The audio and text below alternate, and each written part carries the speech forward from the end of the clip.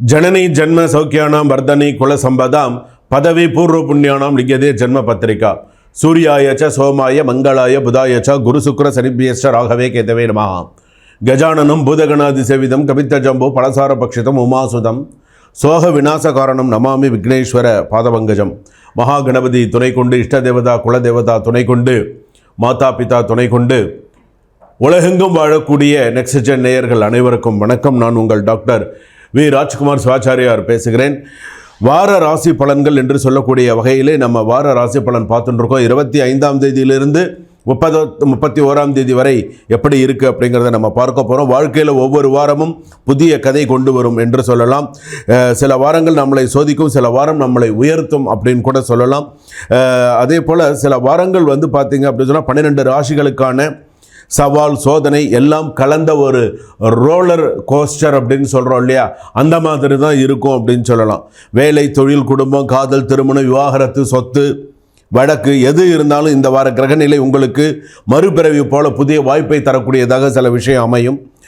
ஒரு விஷயம் என்ன அப்படின்னு கேட்டால், ஒரு விஷயம் குலதெய்வ வழிபாடு தவறினால் நல்ல நேரம் கூட சற்று தாமதமாகிவிடும் அப்படின்னு சொல்லுவாங்க.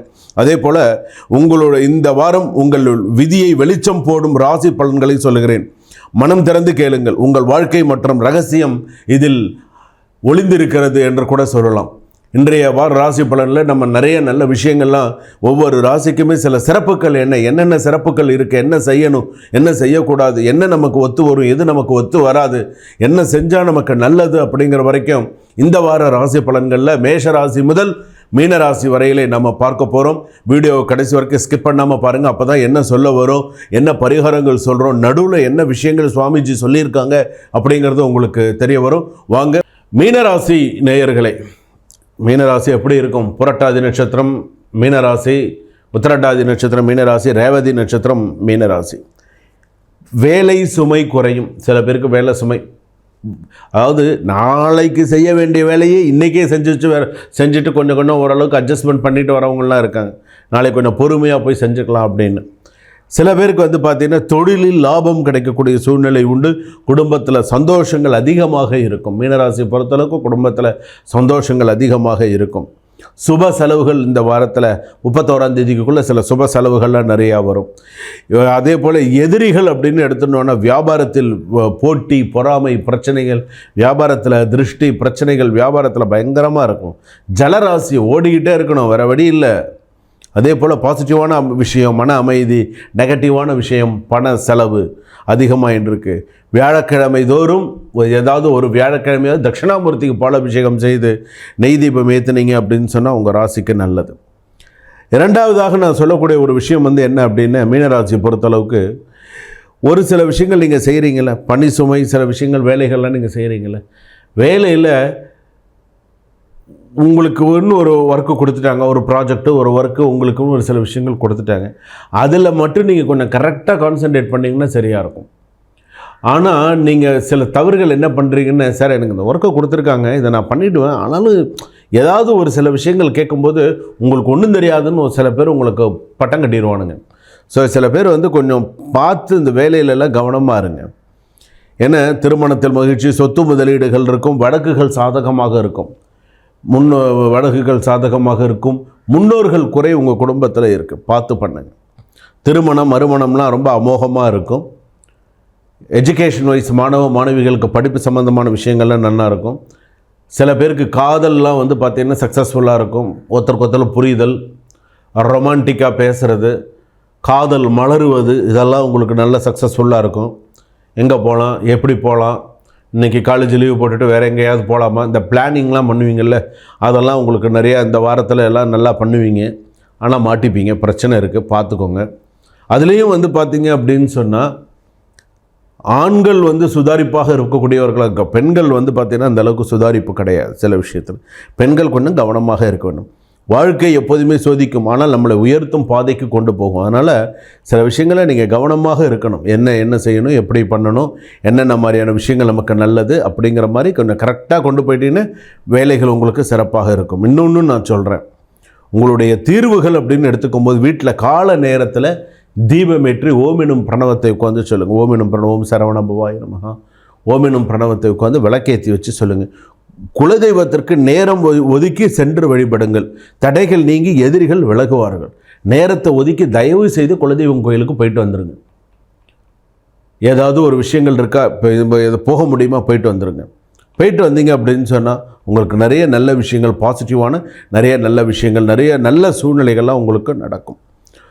ஒரு விஷயம் மட்டும் ஞாபகம் வச்சுக்கோங்க, நல்ல நேரம் தவறாமல் அந்த எவ்வளோ நீங்கள் அந்த உங்களுடைய குலதெய்வ வழிபாடு, உங்களுடைய ஆத்மார்த்த தெய்வ வழிபாடு நீங்கள் செய்கிறீங்களோ அவ்வளோக்குள்ள உங்களுக்கு வாழ்க்கை உங்கள் விதியை மாற்றக்கூடியதாக இருக்கும் அப்படின்னு சொல்லலாம்.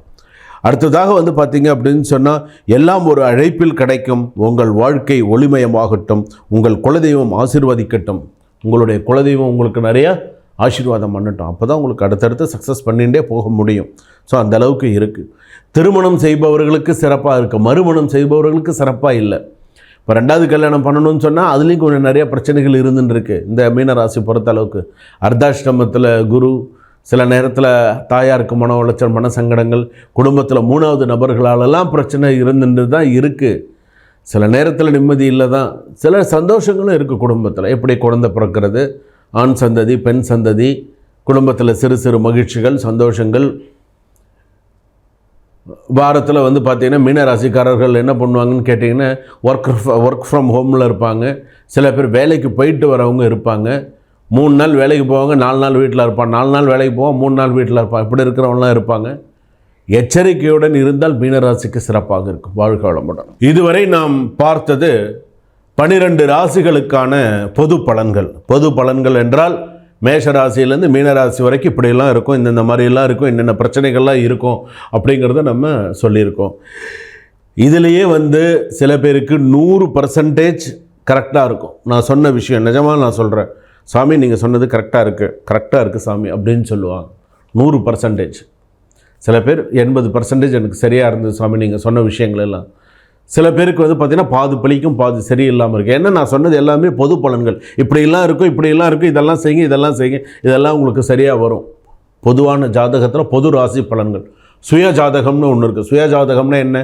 ஜென்ம ஜாதகம், ஜென்ம ராசியில் ஜென்ம ஜாதகம்னு உண்டு, சுய ஜாதகம்னு உண்டு. பிறந்த தேதி, நேரம் இதெல்லாம் வச்சு கணிச்சிருப்பாங்க. என்ன லக்னம், இந்த லக்னத்தை வைத்தே 12, இப்போ நீங்கள் ஒரு லக்னத்தில் பிறந்திருக்கீங்கன்னா அந்த லக்னத்தை வச்சு 12 ராசிக்கு எப்படி இருக்குது, 12 ராசி பலன்கள்லாம் உங்களுக்கு எப்படி இருக்கும், நீங்கள் உங்கள் கிரகங்கள்லாம் எந்தெந்த ஸ்தானத்தில் இருக்குது அப்படிங்கிறது வரைக்கும் நம்ம தெளிவாக சொல்ல முடியும், மிக தெளிவாக சொல்ல முடியும். எல்லா விஷயத்தையும் நம்ம சொல்ல முடியும். ஒரு வீடியோ கால் பண்ணி பேசுங்க, ஒரு நார்மல் கால் பண்ணி பேசுங்க. வெளிநாட்டில் இருக்கீங்களா, ஒரு கூகுள் மீட்டில் கூட நீங்கள் ஒரு டைம் ஃபிக்ஸ் பண்ணி டிஸ்கிரிப்ஷனில் நம்பர் கொடுத்துருக்காங்க. ஒரு அரை மணி நேரம் ஒதுக்கி, உங்களுக்கான ஒரு அரை மணி நேரம், உங்கள் வாழ்க்கைக்கான ஒரு அரை மணி நேரத்தை ஒதுக்கி, நான் ராஜ்குமார் சிவாச்சாரியார்கிட்ட ஜாதகம் பார்க்க விரும்புகிறேன் சார், எனக்கு ஒரு அரை மணி நேரம் அவர்கிட்ட எனக்கு ஒரு அப்பாயின்மெண்ட் வாங்கி கொடுங்க அப்படின்னு சொன்னால் ஒரு சிறிய கட்டணத்தோடு என்னை நீங்கள் தொடர்பு கொண்டு உங்களுக்கான கேள்வி பதிலை நீங்கள் கேட்டு அதற்கான விஷயங்கள் எல்லாம் எழுதி வச்சுன்னு அதுபடி நீங்கள் செஞ்சீங்கன்னா உங்கள் வாழ்க்கையில் நிறைய முன்னேற்றங்களும் நிறைய நல்ல விஷயங்களும் கண்டிப்பாக நடக்கும். நாம் செய்யாததை நாள் செய்யும், நாள் செய்யாததை கோள் செய்யும். கோள்ன கிரகம். நீங்கள் ஒரு விஷயத்தை மறந்துடலாம், கிரகங்கள் ஒரு விஷயத்தை மறக்காது. சொல்கிறாங்க இல்லையா, வாழ்க்கைங்கிறது வட்டம், கீழே இருக்கிறவன் மேலே போவான், மேலே இருக்கிறவன் கீழே வருவான்னு சொல்லி. உண்மைதான், அதெல்லாம் பொய் கிடையாது. அது வாழ்க்கைங்கிறது ஒரு வட்டம்னு சொல்கிறாங்க. நாங்கள் அதை எப்படி சொல்கிறோம்? காலச்சக்கரம் அப்படின்னு சொல்கிறோம். அதுக்கு பேர் என்ன சொல்கிறோம்? காலச்சக்கரம்.